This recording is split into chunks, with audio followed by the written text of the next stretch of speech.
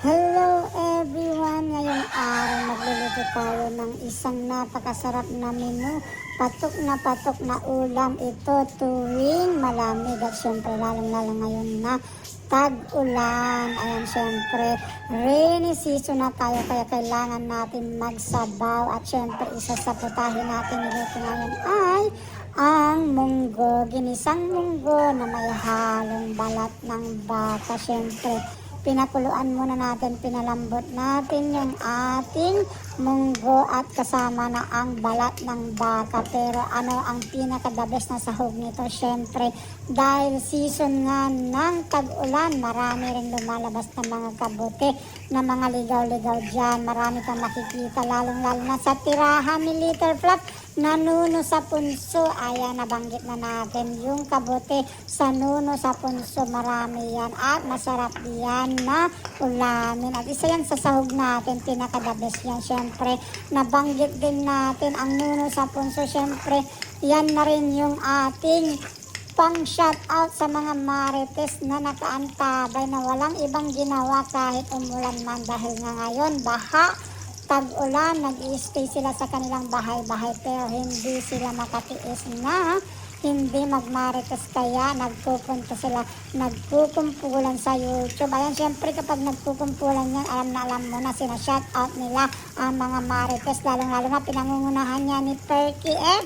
Ayan, Perky F, nabubulbul kaya ang marites ng Hong Kong.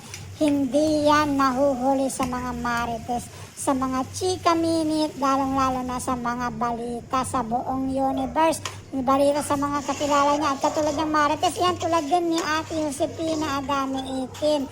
Ayan, isa rin yan sa mga nagbibigay ng balita.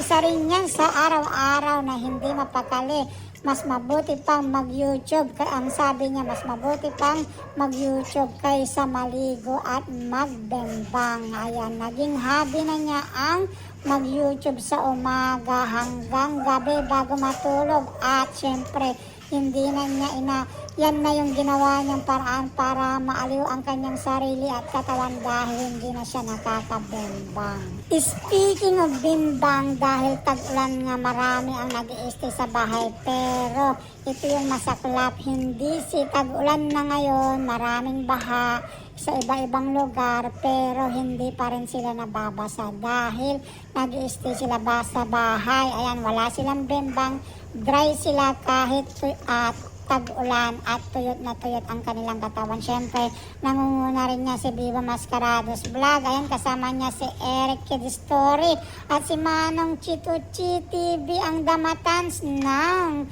YouTube. Syempre, kasama rin niya si Aling Nelia Mix TV at si Ate Liti Pio Channel. Ayan yung mga marites ng Hong Kong, yung team kapamilya na laging, ayan, marites everywhere. At syempre, nangunguna yung mga yan at hindi mapakali kung walang bingo at lalong-lalo na kapag walang marites na nasagap sa YouTube. Syempre, speaking of mga damatans, ayan yung mga walang bembang. Nandyan din lagi si Ate Mabuhay 0808 Vlog, ang marites na walang bembang at tuyot nagmumula sa Hong Kong. Ayan, syempre, kasama niya si The Survivor Grandma na laging dala-dala nilang dalawa ang kanilang backpack na arenola. Ayan, pambaon dahil kapag nabasa, ayan, syempre doon nila yan itutulo. Ayan, kapag naihi sila, dyan na nila ilalagay ang kanilang ihis sa backpack nila na arenola. Syempre,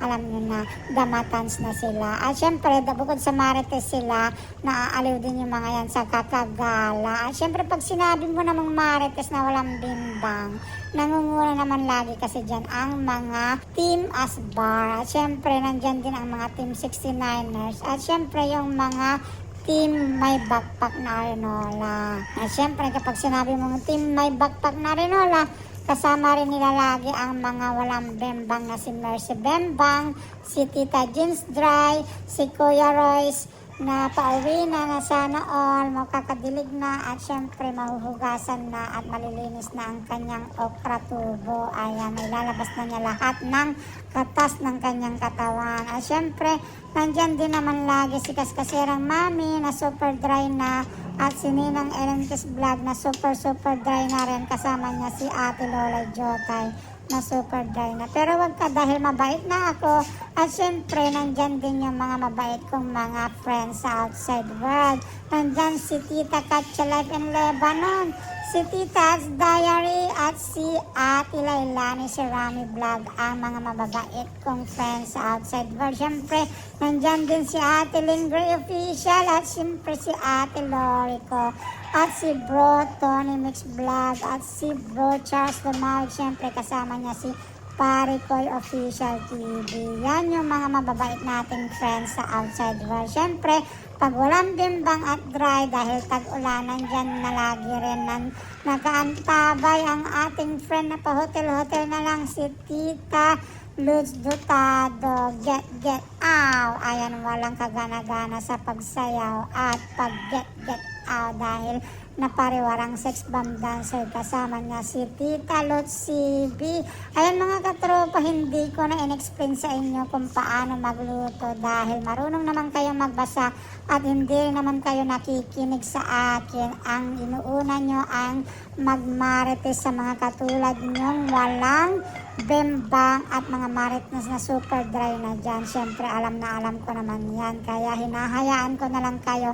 Ayan, basahin nyo na lang yung mga trivia at sundan nyo na lang kung paano magluto. At ayan nga, patapos na tayo. Ayan, sa mga hindi ko nagbanggit na mga friends natin, si Bromel TV, si Chef Loy, ayan, si Sir Mel Makoy, si Sir Mel Makoy Channel, ayan yung mga kaibigan din natin dyan. At syempre, si Bonnibal Vlog, si Coach Nonoy Carpena, ang marites na coach. At syempre, sino pa ba? Marami pa dyan yung mga friends natin. At syempre, yung hindi natin mga friends, hindi na natin sila babanggitin. At syempre, ang Team Renel Santos, ni Renel Santos Bembang, shout out sa inyo. Hanggang dyan lang dahil kakain na tayo, marami tayong ulam, masarap ang ating ulam. Ika nga, tag-ulan, lumalabas yung ating mga pangsahog tulad ng kabote.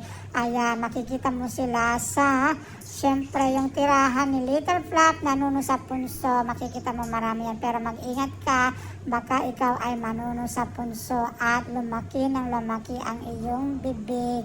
Ayan, na parang kinagat ng bubuyog. Ayan, pero syempre, alam ko naman na marites ka at alam mo na yan. Kaya, makikikain ka na lang sa aking niluto. Masarap na.